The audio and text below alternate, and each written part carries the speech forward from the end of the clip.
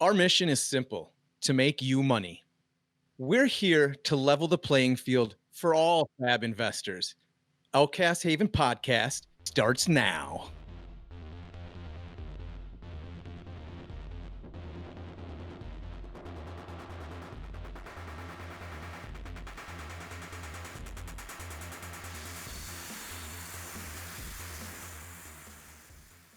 I'm so confused where this goes.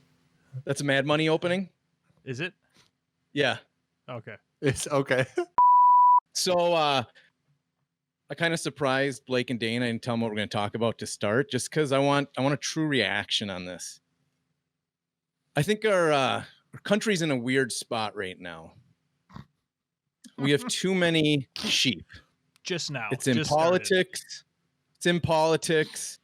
It's in collectible card games, and not just fab, but just everything of a sheep mentality, the fear of missing out mentality. I watched Rudy talk about doing this, and I like Rudy. He's hilarious, makes some great points, okay? Not knocking him, but he controls a market to a point that he comes out and says, I'm going to take a large position and I'm buying Crucible of War right now. Sends that to the Patreons. Within hours of him saying that, the price spiked from 500 to 650, and I believe it jumped to sealed cases are going close to $1,000 a box for almost $4,000 in a matter of a 24 to 36 hour time frame. Nothing in the world changed in that time except for one man saying, I'm going to start buying positions in this. So he's up front and told everybody what he's doing. I think that's an issue. I think it's an issue of sheep mentality. Dane. I mean, it probably goes without saying. I can almost guarantee he already had bought in his positions in that. Right. Absolutely. 100%. I mean, like, he just did that. 100%. Okay, cool. I just wanted to make sure that that wool wasn't getting pulled over anyone's eyes there. Like, he did that, said that in anticipation of prices going up because of it, and then, which is, you know what? I'm not buying any of it, so. Right. I mean, power to him, but I think it's so. I never watch investor YouTube channels. I'm not going to say which ones I watch, but I watched a couple today in preparation for this. I will say, as game players, where I watch like Session Blood, looking for gameplay tips, what cards people are looking, anything spicy to add into the meta.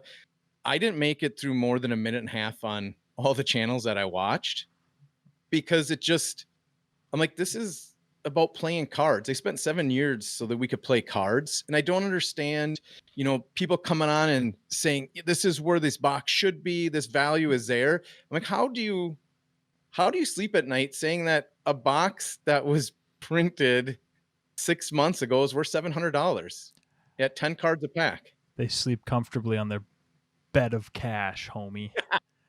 No, So I'm not ripping. If that's your thing, that's fine. It's just weird to me. And I think it comes from the political scene that we just had here in the United States, with people on both sides following their parties to a fault and getting huge arguments when they agree on so many things, but there's sticking points. And now we have, that total sheep mentality. And now you have this where one man. So to keep this truly within the nature and the spirit of the conversation, let's polarize the fuck out of this. No, I do want to point out, I've just watched recently, I saw it a while ago, but I watched it again, a video about the Pokemon King, and this will make sense. Like, he's this guy living in California. He's like this huge collector, and you can just listening to him talk, he gets so pumped about owning and collecting like the cool Pokemon cards, but like he just really thoroughly enjoys collecting. If you're a collector, dude, that's awesome. Enjoy it. Get what you want. But if you're a goddamn scalper and you are just flipping this product, spiking prices, making it hard for people to play, then you. I feel like I've been like reasonable about like the collectors and like the, and every podcast and everything leading up to this, I've been like, there's a triangle, and like that's true to an extent. But if you're just scalping and you're a LGS and your job is to get the game into players' hands. I understand times are tough right now, but being a piece of shit doesn't make it any better. It's going to make you a little money in the short term, but you're killing something that these people that public make this enemy. game. You just became public enemy number one. There is people, and you can defend it, and we're not going to get in arguments of where your beliefs lie. There's people that say it's worth the 250. It's worth that 250. Unlimited's coming for the players. Unlimited's come for the players. That give us unlimited first. Give the players the goddamn cards first. If that's our mentality on this, give the players the cards first. Print unlimited first. Why do investors need cards that are going to sit on their damn shelf in their little crystal case before people who are going to play the cards? We are finally opening up to play damn tournaments. Don't stall us out for another month so that we have to wait. So now suddenly half the people in your meta got limited, lucky enough, they have all the new cards. You go to a tournament 3 weeks after release. Oh, I don't have unlimited yet. So I'm playing on old stock because the collectors got theirs sitting on their bookshelves in their pretty little case. So when their buddies come over and they drink beers, they look at their little crystal case with their Monarch in there. Come on. I got my Alpha Monarch or my right. We want to play, and we're always going to preach for the play. Okay, quick. Yeah. Quick caveat. Sorry, Blake. I'm 100% going to let you talk after this. I feel like I opened a floodgate, and by swearing myself when I'm usually like the one toning people back. And also I don't want to spend like an extra 2 hours editing out swear words. So no, that was all my swear words. Blake, you get a rant where you can swear as much as you want. But after that, after we've all had our turn, I want like to tone it back again. Appreciate it. It's because Rudy did a video where he swore like I've never seen him swear before. And it was hilarious. The video I told you guys to watch. Yeah. So, and if we just have to bleep a lot, that's fine. I can take a little extra time. Blake, I apologize. No, you're good. No, I have no. So like, I wish what they would do if they're going to do some sort of alpha unlimited release and it's going to be staggered. I wish they would take the approach most games take, because that's again and again. We've said this whole way, right? LSS, we've made wishes, and most of the time they come through with it. And I hope that this is just a product of, this is just how the world is right now. Everyone's having problems printing cards. Maybe they couldn't simultaneously run them. I don't know.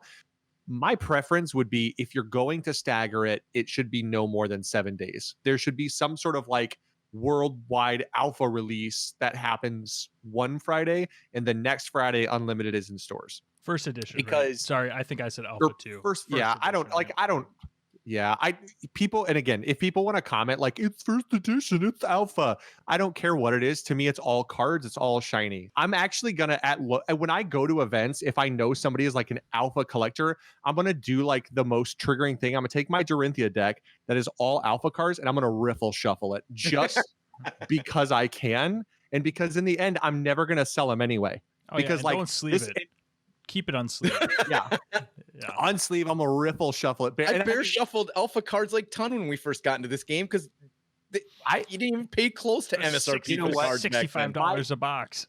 At the end of the day, that's the thing, is like, I think like that's the problem. I don't care about what they're called. I don't care about what they look like. No, just give me the cards, let me play the cards, and I'm happy. And I hope that in the future going forward, what LSS ends up doing is doing some sort of either simultaneous release for the sets, or they have like a 1 week delay, because that's my biggest issue is like, I don't like playing suboptimal decks. That's why I usually don't like sealed. Granted, I've said before, I think this game is a little different. I still don't like sealed as much as like constructed in some form, but I like it better. I don't like playing subpar decks. If we were playing locals or had some sort of event coming up and I thought the event was going to be on a new product, like if there was an event for Monarch coming up and I knew I couldn't get unlimited for the event, I would not go to the event. Like that is legitimately, and people can call me a baby or like complain. I'm not gonna a huge disadvantage. I'm not gonna play at a disadvantage because I refuse to pay twice the price for a box. And I think that to me, that's if you can't give players the opportunity to play local. If I have to spend a month playing locals, playing suboptimal decks because other people are willing to pay the extra 40 or 20 or whatever bucks a box, I think that's unfair to your player base. And I think that is a poor business practice for your players, because if you want to do that, that's fine. But then you have to, I think, set a standard that says until Unlimited comes out, these cards are not eligible for play in organized play. So I just want to take two of your points. One is you just completely nailed it on the head. I 100% agree with that. Pre-release is first edition. The set becomes legal on Unlimited. I think that 100% is how it should be. When first edition comes out, it's like football cards at Target. Go find your rookie cards, put them in your containers, put them on your shelf, do what you want. This set is not legal until Unlimited comes out. 100%. Number two, you say pay double. LSS, why shouldn't they make the money? Why shouldn't the LGS make the money? Make first edition 150, 149, 199. Give us Unlimited for $69, $79. Everybody's happy. You got a premium for your premium product. You got an awesome low entry point for your player. Everybody's happy. You can have your collector's table. You have your player's table. Keeps everybody separate. And just, I mean, like you said, like I said, we've all said, we just want to play. We just want to have the cards and play the game. I have no issue. Like if there are players who like the collectible side, I won't personally understand. Like I don't even have like all of my Arcanite skull cap and all that stuff, all my rainbow foil stuff. It's just double sleeve. Like I double sleeve everything. Like I double sleeve all my cards because I just want to keep them safe. But also like, hey, the rules say that once a piece of equipment is done, unless both players agree on it, it has to go to the graveyard. And I'm going to request that they put their card in the graveyard with their giant slab and cold foil. Like, no, it's got to go. Just put it on top of your other cards, man. Like it's got to be in your graveyard. I don't agree to let it be it flipped over. It's funny. I'm 100% slabbing all my cold foil equipment. I mean, I don't like if against you. That's fine. Like people can live their best life, and that's fine. And I'm fine. Like if players want to get their cold foils, that's fine. But I really do. I would honestly think that the best solution is if you're going to make me wait a month for product, I don't think that a new set should be legal for tournament play in any capacity, even locals, until Unlimited is available to the players. Until then, otherwise it's unfair, because here's the thing, right? Admittedly, we're not like whales of whales when it comes to like they talk about card games, but if I play a card game, I buy a lot of product. That's the way that I play. I want to be able to open packs. I want to be able to have access to all the cards. So I open a lot of packs. But I do understand, and I want to empathize with the players who play locally who can only afford like one box a paycheck. And to tell those players that they have to sit and watch other people play with cards for a month, and then when they get their paycheck on that Unlimited release, they get one box while someone bought like 3 cases of it sucks. Like to me it's not fun. It's not enjoyable. Like it's not good for the community. It's a feel bad to like walk in and see somebody like playing with cards that you're like, I'm just not going to get them because like I can only afford Unlimited. I can't afford to buy a box of alpha. It's like, that sucks. Like, it's just a feel bad. And like, I just don't like that. What we preach constantly is like, we're about players. We're about the community, because I think the community is what keeps games going. It's why some games, like when they get discontinued, there are games that last for decades after they stop getting official support, because communities are what drive games. And I just, I don't know, that to me is like my big sticking point is like, if it's legal for tournament play, I'm just not going to play in tournaments until it's available to me. I was just gonna say, all this angst is what you get when you don't prep us and you keep it close to the chest. Yeah, well, I wanted true emotion. I think it's good. So also, I had a rough day at work. Like I immediately regretted spewing off like I did, because I was just like, I don't want to deal with anyone on the internet. Like, no, that's fine. Oh well. So all right, so we're gonna segue into more tournament play. And the funny thing is, as we talk about all the market stuff, is we used to love talking about market, but we talked about it on a perspective of this card is doing very, very well in tournament play. We should see the price go from $15 to $20 based on its performance in the last tournament. So if I need a play set of 4 of those, I'm going to have to spend $80 versus $60. That was our market talk, which we very much enjoyed doing it. We haven't enjoyed it as much on this just because the market talk in this game has zero relationship to the way the card performs in a meta. And what we hope is when we made this channel, our one of our biggest desires was to talk about tournaments, the upcoming tournaments, the meta that's being played, our local metas, hopefully hear from other metas throughout the country and the world and see how they differ. Because that's amazing just to see how we take this limited card pool and make these decks that are completely different from trash to amazing. So we're going to get into tournament season here in Minnesota and tournament season worldwide. We have a very huge tournament coming up being put on by Red Riot Games. I am currently signed up for it. It's Classic Constructed. It's on the 27th. I know Blake is signed up for it or soon to be signed up for it. And then the excitement is I've talked to Cale McCreath. Sounds like he's probably going to play. And then Matt Rogers posted today that he's in. So now you're going to have the Americans, the Europeans, and now you're going to have the New Zealanders. Well, geez, I can almost talk there. The Australians all come together in a big tournament. And that's got me super excited and pumped to start really grinding out games this next week in preparation for that tournament. So I'm super excited for that.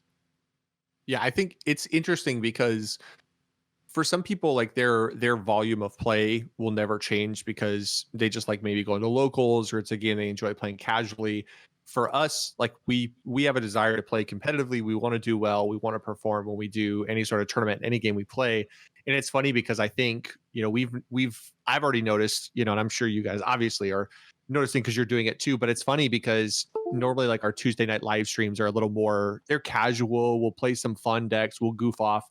But I think this week we played a few more games where we're like, okay, this is the deck I think I want to play on Saturday. I need to test it. And then we've already put in, you know, more random like more games where we've just been like, hey, are you free? Can we play a couple games? Hey, can we get a couple games in? Because like we have an event on Saturday where we're playing a Blitz tournament, and it's not let's just hang out. It's like no. For us, you put the word tournament on it. It's a competitive event, therefore we want to be prepared. We want to test our decks. And like, I'm excited for that because to me, like that's my favorite part of a game, like the casual fun side, like playing locals where maybe you bring a goof deck where you're like, okay, I've got this really dumb concept for a deck that I want to try out this week just because I think it's funny, where you take your like meme decks or your LOL decks and you're like, I'm going to play this deck this week because I've been working on it. I think I got it figured out. And it's got some stupid combo in it that you think is hilarious if you pull off. And like you win games not by actually winning, but by getting your combo off. It's like that's one thing, but it's not the same as when you have a tournament coming up. You're like, I want to win. I want to do well. I want to perform. Then you're like, I'm just going to grind this deck into the ground and I'm going to keep playing every line and I'm going to figure it out. And I'm excited for that. I'm pumped for more events. I'm excited to hear other people. And I'm excited for us to sit down on the podcast and be like, okay, this whole week we're just going to recap tournament after tournament after tournament. They're everywhere right now. Like, what's the meta look like? How does it shift? What does it move? How does it ebb? How does it flow? Like that's the best part of games to me. It's like, well, that's what we wanted to do. That's why we started the channel. Yeah. It was like so we could talk like that. And then lo and behold, there was effing nothing that like we had any like investment in because it was all in New Zealand or Australia or Malaysia or wherever it was. Like it's like, okay, cool. Well, we can't really speak to any of that stuff, but looks cool from over here. Like, can't wait till we get it. And like, it's finally here. So super excited to be able to talk that stuff. Yeah, I'm pumped. I know we'll start grinding for games very, very soon for it. And Dane, I just want to go over because you've been working on your build for Saturday. And what have you decided to bring? Because it's a little bit different than what I would have thought you would have brought 2 weeks ago. Think so? And what Blake is bringing is 100% out of left field what I would have thought he would have played 2 weeks ago. So I've got two decks in my head right now. What deck do you think I'm bringing? I think you're going to play Viserai. Okay. All right. That's fair. That But a week ago I would have thought you 100% you were on Katsu. Those are the two decks. So I am decided.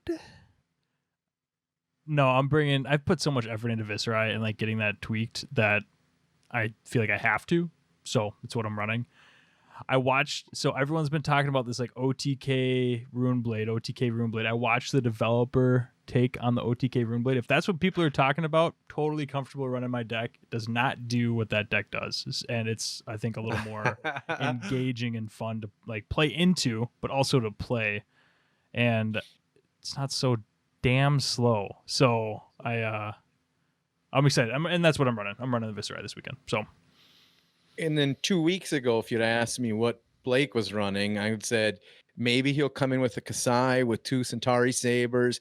Possibly he'll run Ira. And he's like, nope, neither one of those. I'm going to run Bravo. Completely out of left field.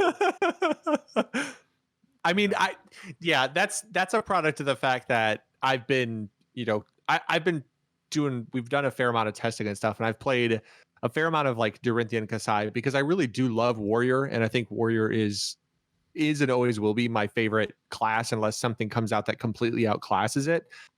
Get it, class. So like unless something comes out that is significantly more attractive to me in the style of play, then I will always go back to it. The issue is we're playing a Blitz tournament, and it feels like an uphill battle to play Dorinthia in Blitz against a lot of the decks that people play in Blitz. It feels like it has like a 40-60 matchup into everything. And as much as I like to pride myself on being a good pilot of decks and in overplaying decks, hopefully, I do like to be able to play a deck that inherently has a strength. And I feel like Dorinthia at times is just such an uphill battle. It really is a challenge at times to play certain decks.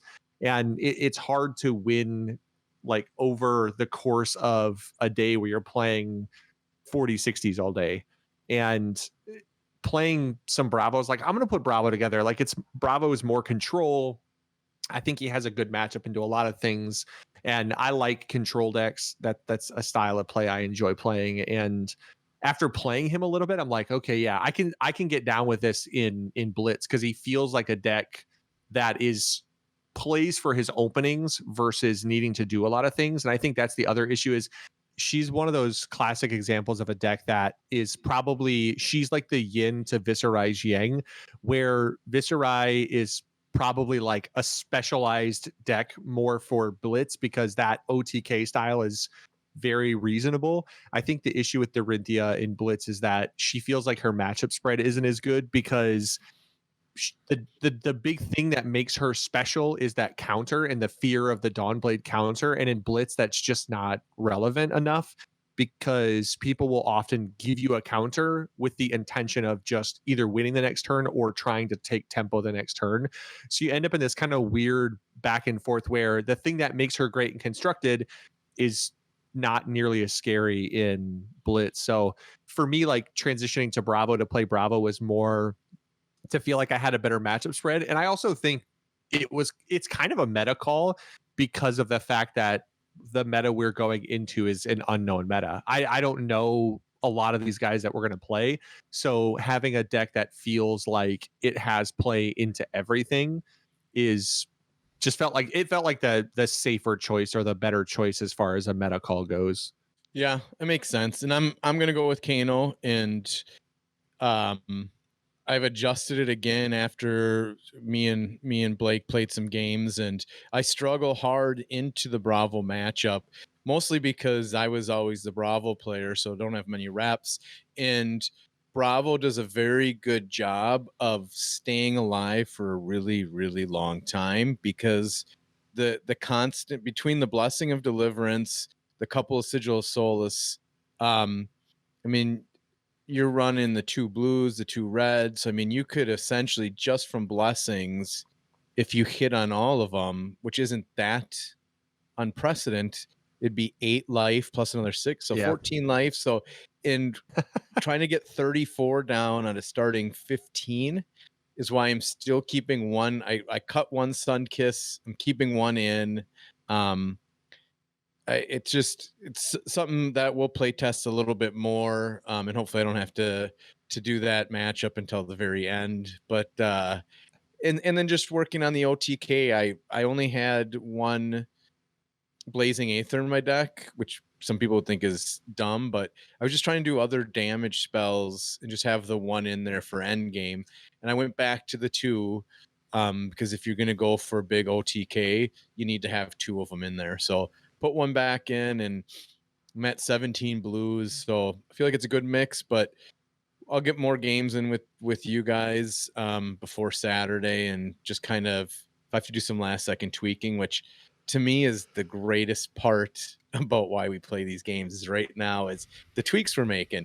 I made a tweak after one of our games. You were looking at stuff. You pulled out a yellow last night, Blake. Like, that card didn't feel good in this format. So Dane, I know you've been looking at other stuff and constantly with this deck, just been working on it for so long that you're constantly tweaking the deck. And I think that's one of the most enjoyable parts about this game is the tweaks.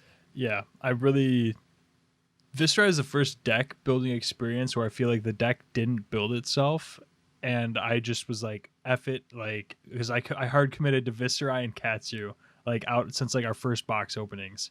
And I was like, those would be my two characters.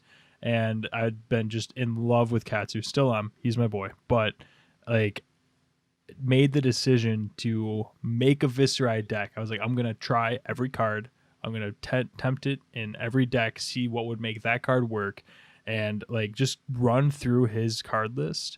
And it's the first deck in any game I've played in a long time since like Dende Rangers and DBS where I felt really solid about my build without having built it off of anything.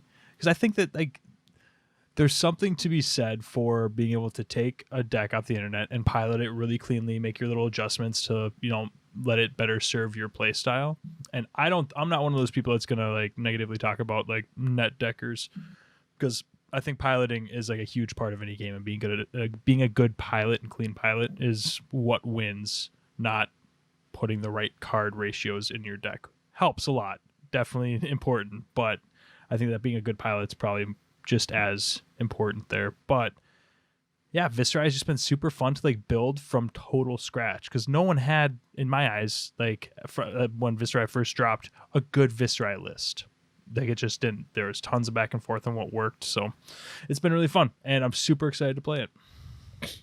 And then so we're getting ready for local. We got the big constructed coming up on the 27th, and now all three of us are also doing this big skirmish event that's got a first edition Monarch box for first place. Who knows what it'll be worth by the time you get it? It could be worth $3,000 million by then. We don't know. So. Okay. We don't know. So we all signed up for that. That's going to be another Blitz tournament. So it's going to be kind of fun, because we're going to be pushing Blitz to just kind of get ready here in this next tournament, see what the meta is.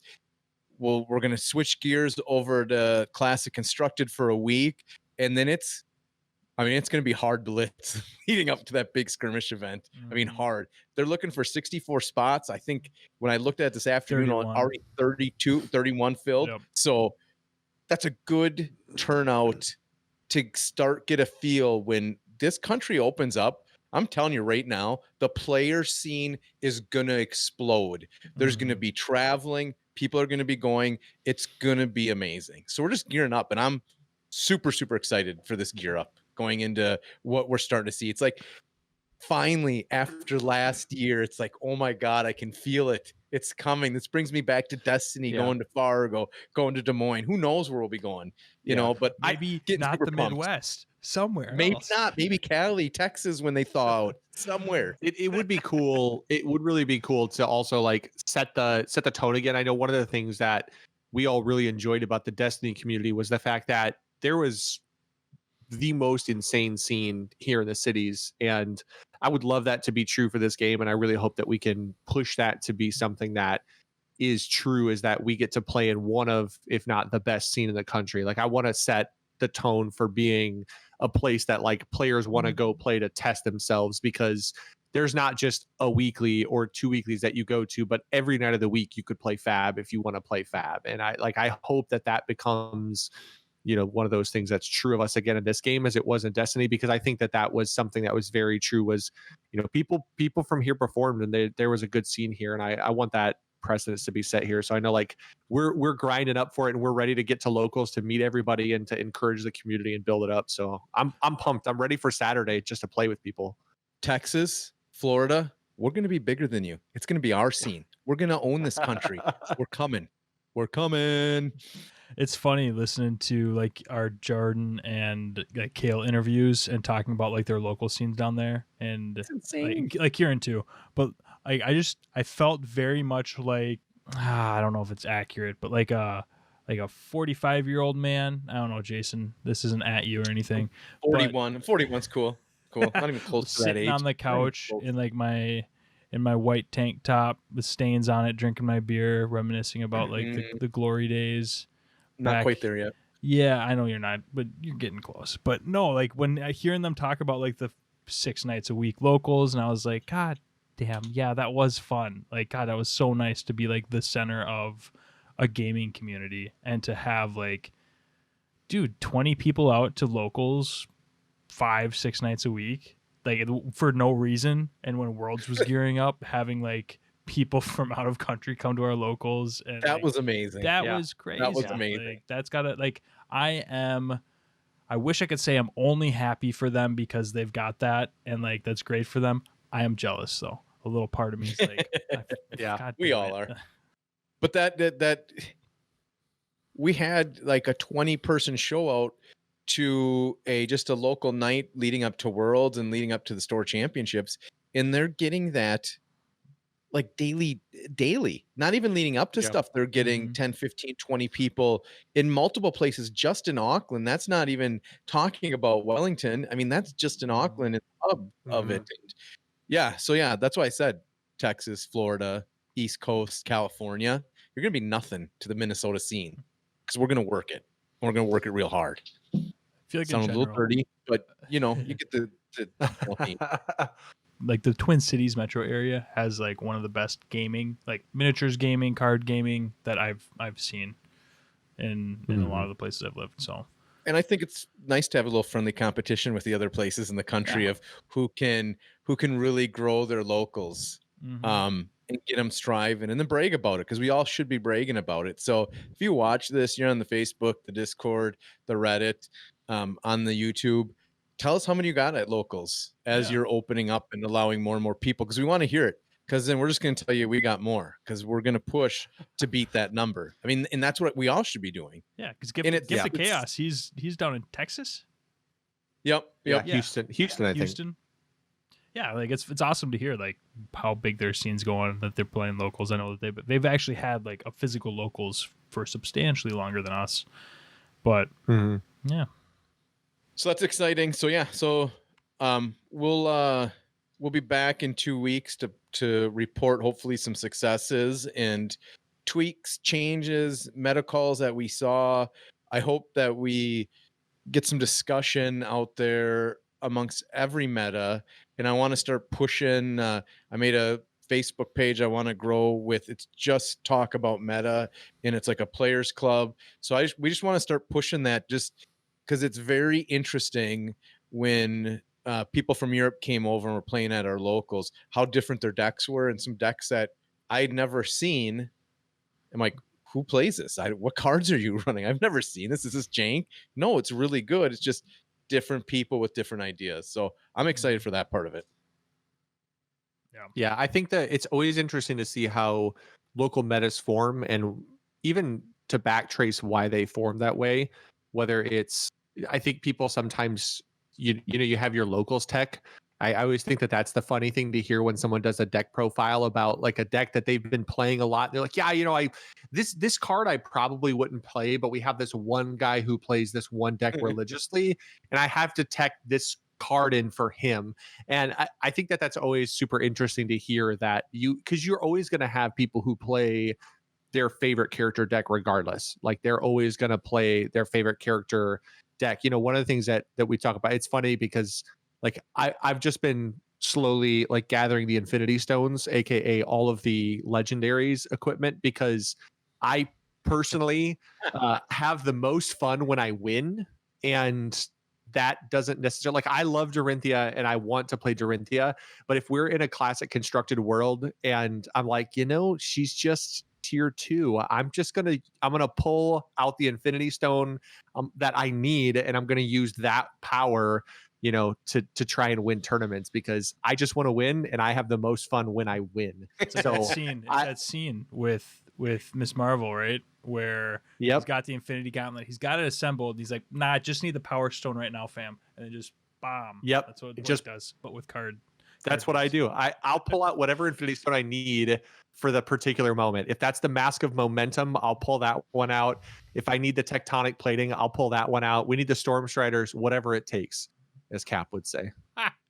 Tied it all back together. Neat little bow. Please tell us about your scene. We want to see comments explode. Tell us about your scene, and we will continue to talk about our scene, and we'll add everybody else's scene in their metas, and just start to get an America meta. Yeah, and talk about our scene and be like, it's so small. No, it's fun. Puny. Let's have some fun. Let's get some rivalry. You guys don't even play in person. You've been playing for what, like 2 weeks? You guys finally unbox. You're like, do it because it'll fuel my hate fire. And I like that. Well, you know what? One of the things that Dane and I were actually talking about this earlier. One of the things that I think is great about DBS is there are friendly rivalries. Like, there are some guys who just talk trash constantly on the Facebook page. And one of my favorite things ever is the absolute moment where someone's like, $100 right now, money match, let's go. And I'm just like, I love that.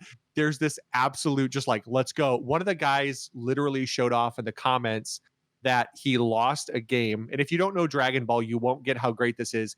They played a match where the loser had to get a tattoo. So a guy has a tattoo of Yamcha on his calf, like dead Yamcha in the crater, because he lost a match of DBS. That is so good.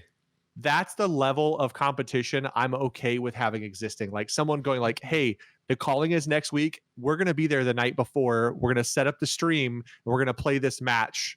And then if we lose, we're going to, whatever the payment is. Like, I thought that was great. Like, Jordan did that with the guy Simon that they call Saw. Like, I thought that was great that they put down the full art twinning blades, and they're like, this is what we're playing for. Like, I think that kind of stuff is great. And I hope that we can have some of that, because again, we're about the game. Let's play the game and let's fuel some competition, and I'm all for it. And I believe it's the Saw is what he goes by. The Saw. Or tells me acronym. He's Simon Austin Wallace. I'm like, oh yeah, I've talked to him before on Messenger. So I was like, oh, that's awesome. Dude. He's known as the Saw. What a great nickname. I'm jealous of you. His acronym, His initials are so much cooler than BAL. Mine's Jam. I am JAM. So I am Jam, which isn't that bad. Get jammed. I got some jam. Jason's just gonna be like, you just got jammed. Boom. You just got jammed. A boom. Bring us home, Dane. Bring us home, Dane. Not even gonna let me say my initials. All right, that's cool. Whatever. We're just gonna wrap it up. So we're that's cool. You guys have your fun. It's fine. No, that's why I said bring us home, because you're supposed to say your initials and then bring us home. So now you got to tell us what yours is. It's D. You know what? No. F you guys.